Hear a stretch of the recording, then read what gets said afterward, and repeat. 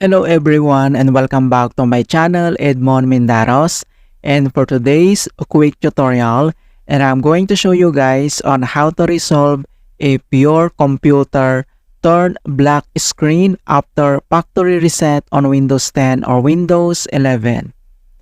So it is universally acknowledged that a factory reset can help you to solve some stubborn issues on your computer and give it a second life. And some of the various factors considered in these issues are conflicted external devices, corrupted graphics drivers, incomplete system files, and system reinstallations. And then I'll show you a quick solutions to solve these issues. And without further ado, and let's go ahead. So all you have to do is to open up on a search menu. And dito sa search for app, so type mo lang dito yung CMD or ito yung tinatawag na command prompt. And then kailangan mo lang mag-right click and select mo lang dito yung run as administrator. If you receive user account control, and then i-click mo lang dito yung yes. And dito sa administrator command prompt ay kailangan mo lang i-enter tong command keyword na dsem space slash online space slash cleanup dash image space slash restore health, and then copy lang natin yan.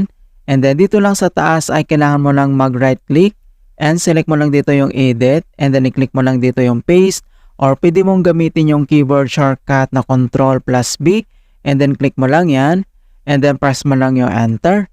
At makikita mo na dito na deployment image servicings and management tool. So dito ay kailangan lang natin na hintay na makomplete ang verifications into 100%.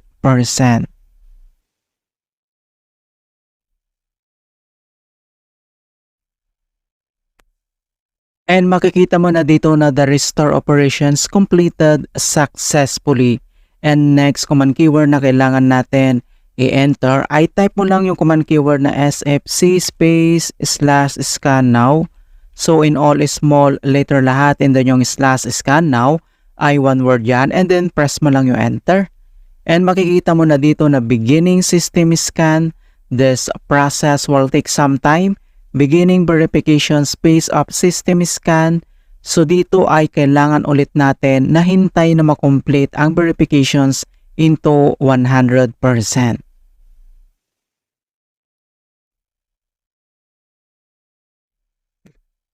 And finally, verifications 100% complete. And next step, so close lang natin tong CMD. And dito lang si start menu at kailangan mo lang mag-restart. Okay, click mo lang yan. Alright, so ganoon lang po kasimple on how to fix computer black screen after factory reset on Windows 10 or Windows 11. And please don't forget to like this video and subscribe to my channel for more quality content. Thank you guys, and see you in my next tutorial.